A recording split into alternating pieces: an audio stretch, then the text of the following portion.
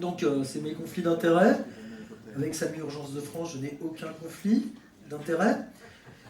Et donc voilà, on m'a invité pour vous convaincre en 6 minutes, vous, SAMU Urgences de France, de l'intérêt de la polyvalence et que la polyvalence, c'est l'essence de la médecine d'urgence. Préhospitaliers, intra-hospitaliers, sont-ils indissociables? Bruno, Pierre, est-ce qu'il faut travailler sur l'activité partagée? Je vais tenter d'y répondre. Alors d'abord, je dois vous confier un secret. Ma vocation d'urgentiste, là où j'ai attrapé le virus, comme beaucoup de gens d'ailleurs, c'est pas aux urgences, c'est au SAMU. Et plus précisément au SAMU 75, où j'étais externe il y a quelques années, et où travaillaient de jeunes éphèbes à l'époque. Alors, vous remarquez que la télé était déjà en couleur. Alors, sérieusement, pour moi, le SAMU, j'étais externe, je suis arrivé, il y avait des beaux camions rutilants, il y avait plein de matériel, il y avait des médecins, il y avait la régule, c'était fantastique, on sortait, pas trop loin, on est dans Paris, et c'était excitant, c'était génial, j'ai adoré ça, et je me suis dit, je veux être urgentiste.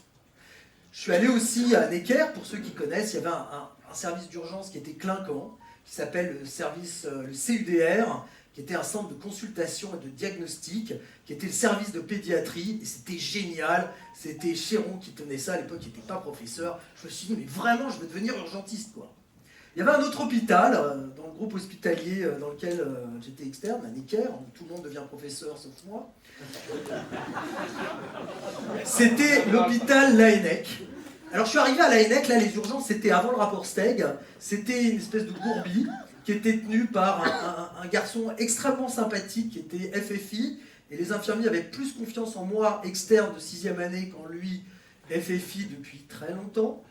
Et ce service d'urgence, il avait plus de rapport avec l'hôpital des incurables, c'est l'autre nom de Laennec, qu'avec le SAMU 75, et d'ailleurs, ce qu'il y a écrit sur le cadran solaire de Laennec, ça représentait un peu ce qu'il y a aux urgences. C'est écrit, et il existe toujours. Hélas, l'heure que tu lis ici, c'est peut-être celle de ta mort. Alors pour revenir aux urgences, et c'est là que je suis devenu un vrai urgentiste, comme vous tous, hein. On se reconnaît, c'est une photo de groupe. En fait, c'est en sortant de Paris. Je suis devenu interne, dans un service d'urgence qui faisait SUR urgence. Alors à l'époque, c'était génial. Ce qui m'a surtout intéressé, c'est qu'il n'y avait pas de seniors, donc on pouvait faire la fête toute la nuit. À l'époque, il n'y avait pas ces histoires de MeToo non plus. Et donc, non seulement on pouvait faire la fête toute la nuit, mais on sortait avec la voiture. Et moi, j'ai adoré conduire la voiture, faire du pimpon, mettre le gyro. Un rêve de mec, quoi. Bon, à part qu'elle avait du mal à monter dans les côtes. Mais surtout, le SMUR, on prenait les patients sur place. Il y avait des carrefours. À l'époque, depuis, on a fait des ronds-points beaucoup moins intéressants. Macron aurait dû connaître la circulation routière. Les carrefours, c'était génial pour le SMUR, les ronds-points, beaucoup moins d'accidents. Et donc, on partait sur les carrefours et on emmenait les patients jusqu'aux urgences où on bénéficiait quand même d'un plus grand confort, d'un plateau technique, éventuellement d'avis, et où on pouvait s'occuper du patient plus longtemps.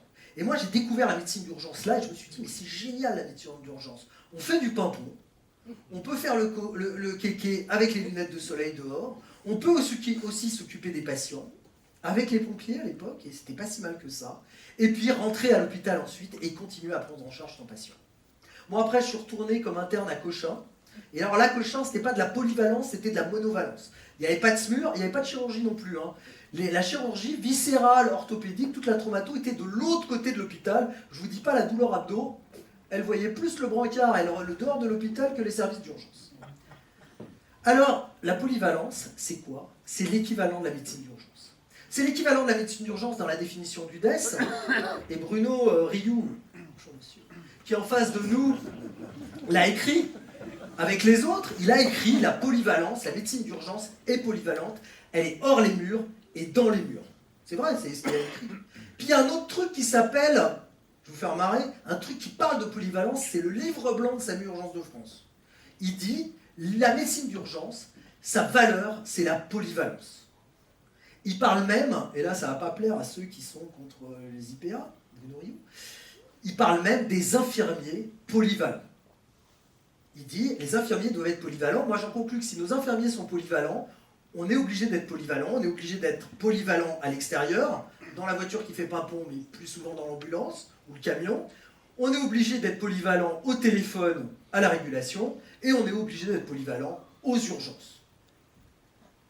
Donc là, c'est pour vous convaincre, hein, regardez bien cette diapo au centre, vous allez être convaincus. La médecine d'urgence, c'est quoi? C'est d'abord être médecin. C'est important parce qu'être médecin, c'est pas d'abord faire des gestes, c'est un travail intellectuel. Quand on regarde quelques-uns d'entre nous, c'est un peu difficile à imaginer, mais c'est un travail intellectuel. Ouais, je connais quelques... Enfin, passons. Et c'est un travail intellectuel, c'est d'abord faire un diagnostic. C'est donc réfléchir. Réfléchir. Faire pimpon, c'est bien, mais il faut réfléchir. Se précipiter aux urgences, c'est bien, il faut réfléchir. Imaginer le diagnostic du patient et éventuellement faire le traitement. Et donc ce travail intellectuel, il y a une traduction sur le terrain. Le terrain, c'est à l'extérieur de l'hôpital, avec les faibles moyens qu'on peut avoir, même s'ils se sont accrus, et les gros moyens qu'on a à l'intérieur de l'hôpital, et où on peut quand même avoir une réflexion dans un environnement différent. C'est ça qui est important. C'est aussi avoir une activité variée. Parce que quand on réduit son activité à quelques prises en charge, eh ben, on devient moins bon. On devient moins bon à l'hôpital quand on ne fait pas de prise en charge au déchocage. On devient moins bon en SMUR quand on ne fait pas de prise en charge de patients qui semblent a priori moins graves. Et on devient moins bon quand on est en régulation et qu'on ne voit pas des patients en vrai pendant un certain temps. C'est extrêmement important. Et une activité variée, ça veut dire une activité suffisante. Et on ne peut pas s'intituler médecin quand on ne voit que quelques patients par semaine. Ça n'est pas possible. Et puis, cette activité variée et suffisante, on en revient à notre cœur de métier, c'est quand même la prise en charge des urgences vitales. Alors, il y a certains jours, aux urgences, elles ne sont pas très vitales, sinon à considérer que l'otite est vitale ou l'entorse de cheville est vitale. Mais n'empêche que cette urgence vitale, on doit pouvoir s'entraîner. Le meilleur endroit pour s'entraîner, on le sait tous, c'est pas au déchoc de l'hôpital, c'est à l'extérieur. Mais pour pouvoir bien prendre en charge les patients du déchoc de l'hôpital, il faut s'être entraîné. Et pour bien voir ce qu'on va faire sur la suite de nos patients, parce que tous ne vont pas en réa, tous ne vont pas en USIC, certains vont aux urgences parce que la situation n'est pas claire au départ et qu'il faut continuer à les gérer, continuer à avancer, continuer à raisonner, à refaire du diagnostic, et bien ceux-là, il faut pouvoir les avoir vus déjà. Et puis beaucoup d'entre nous sont enseignants ici, font du mentorat. Et pour faire du mentorat, il faut connaître la médecine d'urgence. Et puis, je ne vous parle pas des plannings. Parce que travailler avec un petit SMUR d'un côté, avec un service d'urgence de l'autre, c'est avoir des problèmes de planning. Quand on a tout le monde et que tout le monde est interchangeable, ça permet d'avoir un service qui va mieux marcher. Ça permet de lisser la pénibilité. Et là, je fais une parenthèse, je dis à tout le monde que non, la qualité de vie au travail des urgences, c'est pas le SMUR. La qualité de vie au travail des urgences, c'est aux urgences qu'on va travailler. Fin de la parenthèse. Donc c'est extrêmement important pour tout le monde que nos plannings soient bien faits, qu'on lisse la pénibilité et qu'on puisse être polyvalent en fait. Et puis il y a l'avenir. L'avenir, c'est ça, c'est la réalité virtuelle. C'est nous bientôt, en moins gros. Et la réalité virtuelle, c'est demain. C'est les Google Glass, mais c'est aussi les ECG qui se lisent tout seuls. Et ça, c'est demain. Et l'IA nous dépassera rapidement. C'est la technologie, c'est... Je me souviens, il y a 15 ans, je venais ici, on me disait « Ah, le SMUR, c'est intubé, c'est intubé ». Bon, d'accord, hein, vous avez vu les trucs avec la vidéo? Même mon fils qui ne sait rien faire, il saurait intuber. Donc, tout ça, ça va changer notre technique. Et la technique, elle va être beaucoup plus accessible. Alors, est-ce qu'on doit rester dans la technique? Et puis, il y a l'évolution de nos collègues infirmiers, nos collègues...